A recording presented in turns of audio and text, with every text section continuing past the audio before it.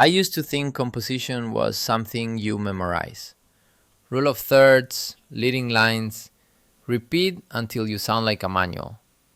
But then one day in Iceland, standing in front of a waterfall, I took the most forgettable photo of my life, even though the scene was perfect. That's when I realized composition isn't about where you place things, it's about what you feel when you do. Hey, I'm Moshe Levis, a landscape photographer just like you. Today, I'll share 42 composition techniques, not as rules, but as discoveries. Each one taught me how to see differently. So let's go through them, fast, but with meaning. The foundation, how the eye moves. When I started shooting, I wanted my photos to look right, but I didn't realize composition is really about guiding how people look through your photo. 1. Rule of thirds. It's not a cage, it's a rhythm. Place subjects off-center to make the frame feel alive. 2. Leading lines. Lines guide the viewer's eyes.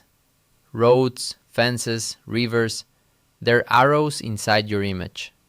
3. Framing. Use elements like windows or archways to frame your subject. It's like whispering, look here. 4. Center composition. Centering feels stable and bold, perfect for symmetry or solitude. 5. Symmetry. Humans crave order. Reflective surfaces or architecture can turn balance into beauty. 6. Patterns. Repeating shapes create rhythm, like music for your eyes. 7. Break the pattern, and when you break it, one red leaf in a field of yellow, that's contrast with purpose. 8. Negative space. Space isn't empty, it's air for your story to breathe. 9. Depth layers. Foreground, midground, background. Stack them like chapters of a story. 10. Foreground interest. Put something close to the lens to add scale and pull the viewer into the scene. Once I understood how to guide the eye, my photos started to flow. But they still lacked emotion. That came next. Emotion and energy. How composition feels. 11. Diagonals. Diagonal lines add tension and movement. They make stillness feel alive. 12. Curves. Curves lead softly.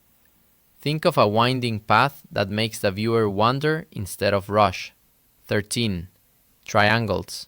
Triangular shapes build stability or energy. They're invisible scaffolding for storytelling. 14. Balance. Visual balance isn't symmetry, it's harmony. A bright spot here, a shadow there. 15. Asymmetry. Unbalanced frames create curiosity. The viewer feels something unresolved. That's engagement. 16. Isolation. A single subject surrounded by space. It feels lonely, peaceful, or powerful depending on tone. 17. Center weighting. When you center a subject intentionally, it commands authority. It's cinematic simplicity. 18. Scale contrast. Show something small against something massive. A person under a mountain. That's awe. 19. Visual flow. Arrange elements so the eyes travel naturally, not in straight lines, but in gentle waves. 20. Frame edge tension. Cut an object near the edge. It creates unease, the sense there's more beyond the frame. Those rules taught me emotion isn't in the subject, it's in the balance of everything around it. But then I realized, sometimes, silence says the most. Minimalism and mood. 21. Simplicity. Remove distractions. The fewer elements, the stronger the idea. 22. Empty space. Think of it like a pause in a song. It lets emotion echo. 23. Monochrome composition. Without color, shape, and tone, Take over. It's pure form. 24. Texture. Texture gives your photo something to feel. A close-up of bark or mist or fabric. 25. Repetition. Repeated lines or shapes create rhythm. It feels almost hypnotic. 26. Minimal contrast. Soft differences in tone can feel calm and poetic, like a whisper instead of a shout. 27. Simplicity in chaos. Find one clean line in a messy scene. It's your way of taming the wild. 28. Framing with light. Use brightness itself as a border, light leading into shadow or vice versa. Minimalism taught me to stop adding to my images and start listening to them. That changed everything, especially how I see depth. Depth and dimension. 29. Overlapping elements. Layering objects creates depth. The mind understands distance instantly. 30. Perspective lines. Shoot from low or high angles. Lines converge to a point. It feels immersive. 31. Atmospheric haze. Fog separates layers naturally. Think of it as nature's depth filter. 32. Light direction.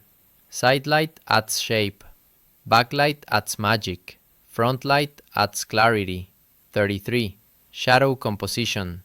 Shadows are shapes too. Use them like brush strokes. 34. Frame within a frame. Use natural borders like branches, doorways, or windows to guide the viewer inward. 35. Reflection composition. Water and glass double the story. Reality and imagination in one frame. 36. Leading foreground shapes. Use rocks, grass, or paths to lead attention towards your subject. Once I started layering scenes, my photos stopped feeling flat.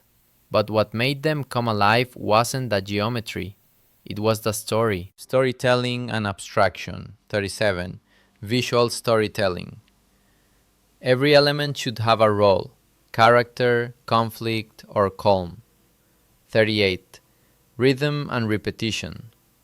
Patterns that repeat create anticipation, and when one breaks, it feels like a plot twist. 39. Symbolism. Use composition to suggest emotion. For example, small in frame means fragile. Centered means control. 40.